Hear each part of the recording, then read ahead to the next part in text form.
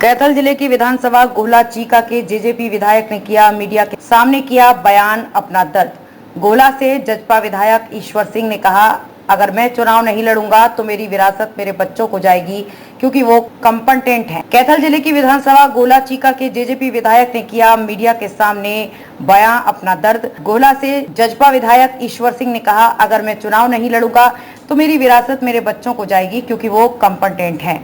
गोला क्षेत्र मेरी कर्मभूमि, एमपी रहते मैंने सबसे ज्यादा करोड़ों रुपए की ग्रांट यहाँ लगाई। जजपा को लोग छोड़ रहे हैं, कुछ तो कारण होगा। कैथल में जजपा थी ही नहीं, बल्कि मैंने ही पहली सीट जीती। सड़कों को लेकर दुष्यंत चौटाला से हुआ था मनमुटावा, वो दर्द भी बताया। गोला विधायक ने रेवेन्यू विभाग हमारे पास था, फिर भी काम नहीं हुआ। गोला चीका की सड़कों को बनवाने के लिए मैंने विधानसभा में बहुत बार आवाज उठाई। विभाग भी हमारे पास था, परंतु मेरी नहीं सुनी। अब जाकर इतनी देर में सड़कें बनाई गईं। दुष्यंत चौटाला ने वायदा करके निभाया नहीं, क्योंकि मिनिस्टर बनाने की थी, लेकिन वायदा खिलाफी हो गई। जजपा से इस्तीफा से क्या, जब पार्टी नहीं बची। मेरे बच्चों ने इस्तीफा दे दिया है।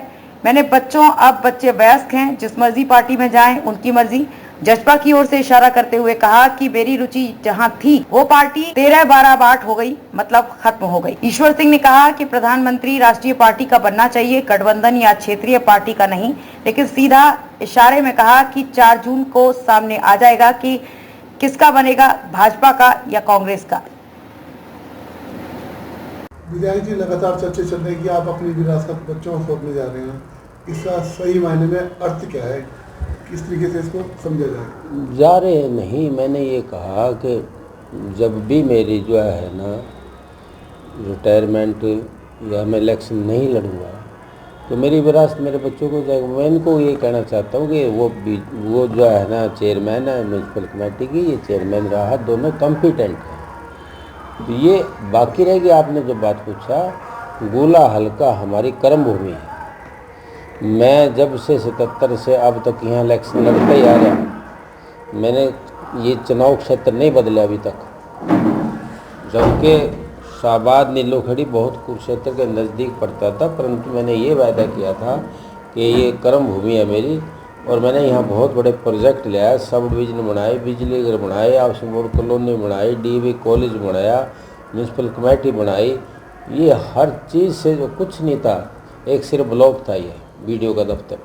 अब दोबारा मौका मिला तो फिर मैंने यहाँ आपका बस अड्डा मंजूर करवा कर अब अंडर कंस्ट्रक्शन चल रहा है, बाईपास मंजूर कराई, 4 लेन बनाई, और उसके बाद नेशनल हाईवे जो हरिद्वार से आएगी वो सैंक्शन हुई। और सबसे बड़ी बात यह है कि जब मैं एमपी था तो मैंने 21 करोड़ रुपया एक कल्ले क्षेत्र को जो है ना गोले को, इसके अंदर हमने डेवलपमेंट में लगाया। जेजेपी के लोग लगातार निकल रहे हैं, खासतौर पर प्रदेश अध्यक्ष भी कांग्रेस ज्वाइन कर रहे हैं, आपका कुछ तो कारण होगा, और कुछ कारण का सबको ही पता है। अब मेरे से आप मैं, क्योंकि जेजेपी तो थी ही नहीं कैथल के अंदर, एक कल्ले सीट मैंने ही जीती थी, और कैथल की सीट जीतने के बाद भी जो मेरा सपना था कि भी महकमा हमारे पास जो है ना रेवेन्यू भी हमारे पास, तो सड़क बनाने में देरी बहुत ज़्यादा हुई। आखिर में फिर मैंने अपने यत्न प्रयत्न से सड़कें भी बनवाई हैं, और फ्लड के अंदर भी काम किया है, और विधानसभा में मैंने मुद्दे उठाए हैं कि विशेष पैकेज दिया जाए फ्लडेड एरिया को। प्राकृतिक आपदा हर साल आती है यहाँ, और हर साल जो है ना नुकसान होता है गग्गर का। आपकी आवाज़ हमने लगातार सुनी, विधानसभा में उठाते रहे जी।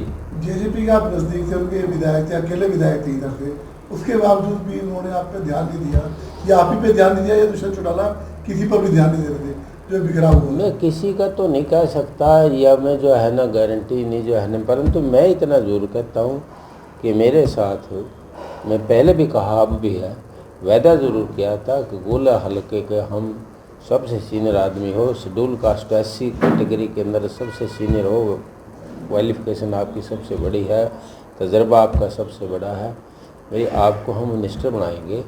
वो कहते वायदा करके उन्होंने निभाया नहीं। विधायक जी, राजनीति कब तक जारी रहेगी, सक्रियता कब तक रहेगी? मेरी कैपेसिटी है शरीर की पूरी, जब तक जारी रहेगी। ये कह सकते हैं आजीवन?